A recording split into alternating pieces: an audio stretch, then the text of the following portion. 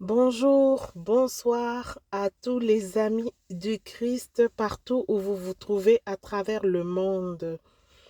Bon, au Canada, c'est le soir, donc je veux parler en termes du soir. Ce soir, j'ai passé un bon moment en présence du Seigneur et j'aimerais partager un peu les réflexions que je me suis faites moi-même pendant tous ces temps que j'ai passé en présence de Dieu. Mais avant toute chose, j'aimerais faire une petite prière. Seigneur, ta parole, c'est la vie. C'est par ta parole que tu nous édifies. Ta parole, c'est l'espérance qui nous fait vivre. Donc, je vais parler à mes frères et sœurs. Je te demande de m'assister, que tout ce qui va sortir de ma bouche, que ça ne vienne pas de moi, que seul ton Esprit Saint puisse me guider, puisse me conduire, puisse m'enseigner. Aujourd'hui, j'ai réfléchi un peu sur les mystères de la parole. Le mystère de la parole. Je suis allée lire dans Genèse et j'ai vu que Dieu a tout créé par sa parole. Dieu a créé le monde par sa parole. La parole, j'ai vu quand j'ai lu Genèse aujourd'hui que la parole a une puissance énorme. La parole de Dieu a une puissance extraordinaire. Donc tout a été créé par sa parole. Mais après, Dieu a décidé par lui-même de ne plus utiliser la parole auditive comme dans l'ancien temps. Donc c'était son choix. Et son choix, c'était de mettre sa parole dans la bouche des humains, dans la bouche de toi, de moi, de lui. Donc, il a décidé de mettre sa parole dans la bouche des humains. Il n'a pas considéré nos péchés, il n'a pas considéré nos manquements. Il a tout simplement décidé de faire de nous ses porte-paroles, de faire de nous ses ambassadeurs.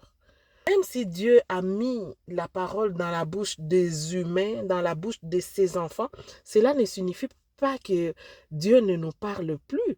Nous devons savoir que Dieu continue de nous parler. Dieu continue de créer les choses par sa parole. Hmm? Il sait que pour ta vie, tu as besoin de sa parole. Il sait que pour ta vie, tu as besoin d'entendre sa parole, car sa parole contient une puissance divine qui nous permet d'entrer dans notre destinée. Donc c'est à travers la parole de Dieu que nous entrons dans notre destinée. Donc la parole de Dieu est capable de te conduire, la parole de Dieu est capable de te transformer, la parole de Dieu est capable de te libérer. Mes amis, mes frères et sœurs, lorsque Dieu libère sa parole, il libère sa puissance également. Donc la parole qui est libérée là vient avec une puissance telle que ça peut transformer le monde, ça peut transformer la personne. Donc d'où l'importance de faire des déclarations. Dieu libère sa puissance à travers toutes les paroles. Lorsque vous voulez lui rappeler les choses qu'il nous a promis, n'inventez pas vos paroles. Allez dans la Bible, allez chercher tout ce qu'il nous a dit et rappelez-le lui. Il va agir. Par exemple, si tu lis dans Romains 4, 17, Dieu qui donne la vie aux morts. Donc, quand tu vois que dans ta vie, il y a des choses qui ne marchent pas, il y a des projets qui ne fonctionnent pas, rappelle à Dieu que dans Romains 4, 17, il avait dit qu'il donnait la vie aux morts. Seigneur, moi, mes finances sont mortes. Moi, le travail, je n'en ai plus. Je suis devenu stérile. Hein, mon utérus, là, ne fonctionne plus. Seigneur, ramène à l'existence tout ce qui est mort. Ceux qui balambanga na nzungu moko be bakotisanga déjà na se à ma belé. Seigneur, ramène-moi à la vie. J'aimerais vivre, donc rappelle-le lui. Il y a d'autres promesses aussi dans la Bible. Par exemple, dans AG 2, 8, l'argent est à moi et l'or est à moi, dit l'Éternel des armées. Donc l'or et l'argent lui appartiennent. Donc Dieu est capable de subvenir à nos besoins.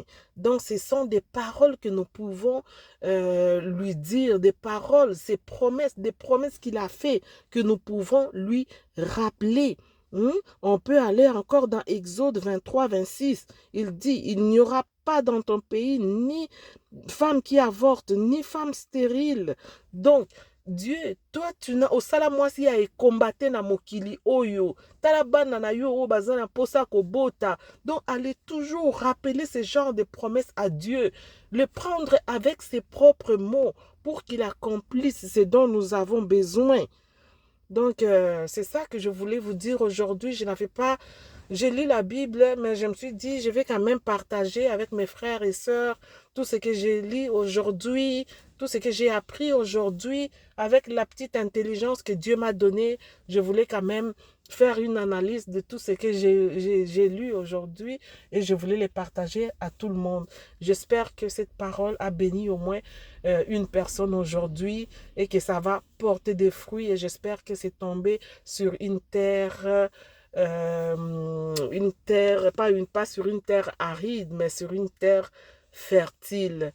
Donc, je bénis tout le monde qui aura l'occasion d'écouter cette parole et je dis que Dieu va faire de grandes choses dans votre vie, mais rappelez-lui toujours ses promesses. Donc, soyez bénis au nom de notre Seigneur Jésus-Christ. Amen.